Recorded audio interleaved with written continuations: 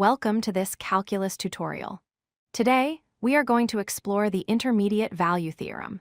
It is a fundamental concept that helps us understand the behavior of continuous functions and guarantees the existence of solutions to equations. Let's start with a simple intuition. Imagine you want to walk from point A to point B. If you cannot fly or teleport, you must physically cross every single point on the path between them. This simple idea that you cannot skip over space without lifting your feet is the core concept behind the Intermediate Value Theorem. There is one strictly required condition for this theorem to work: continuity. A function is continuous if its graph has no holes, breaks, or jumps. If you can draw the graph without lifting your pen from the paper, it is continuous. If there is a break, the theorem does not apply. Here is the formal statement. If a function f is continuous on a closed interval from a to b, and n is any number strictly between f of a and f of b, then there exists at least one number c in that interval such that f of c equals n. This just means the function hits every value between the start and end heights. Why do we stress continuity? Look at this graph. Because the function breaks and jumps, it completely skips over the target value and it never touches the yellow line. Without continuity, we cannot guarantee that the function will hit the target value. A powerful application of this theorem is finding roots, or where a function equals 0.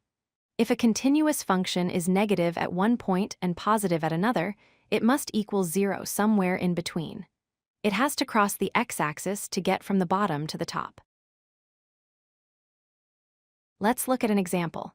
Suppose we need to show that the equation x cubed minus x minus 1 equals 0 has a root somewhere between x equals 1 and x equals 2. We don't need to find the exact number, just prove it exists. First, we plug in our endpoints. F of 1 equals 1 cubed minus 1, which is negative 1. F of 2 equals 2 cubed minus 2 minus 1, which is 5. Since the function goes from negative 1 to positive 5, it must hit 0 at some point in between. Here is the graph of that function. You can see the point 1, negative 1 in red and 2, 5 in blue. The curve connects them continuously. Notice how it crosses the white line, the x-axis, at approximately 1.32. That crossing point is the root guaranteed by the theorem. Think about temperature. If it was 60 degrees at 8 a.m. and 80 degrees at 2 p.m., then at some specific moment in time between then, it was exactly 70 degrees. Temperature changes continuously. It doesn't jump instantly from 60 to 80. It is important to remember what this theorem does not do.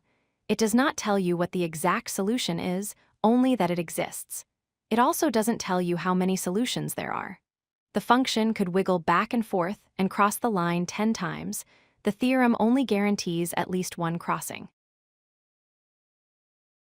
To summarize, the Intermediate Value Theorem applies to continuous functions on an interval.